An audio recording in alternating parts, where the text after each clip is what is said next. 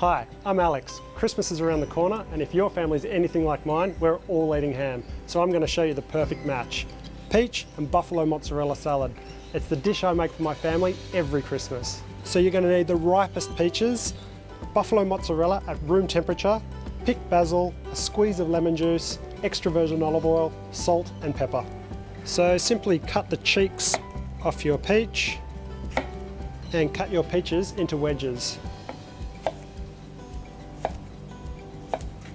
And once that's done, add the basil with a good squeeze of lemon juice, a good drizzle of EVO, extra virgin olive oil, salt and pepper.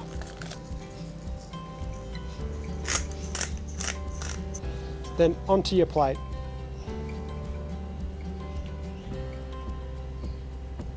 Simply tear your creamy buffalo mozzarella open and onto your salad with a little bit more EVO and a little bit more pepper. And there you have it, the perfect salad for your Christmas ham.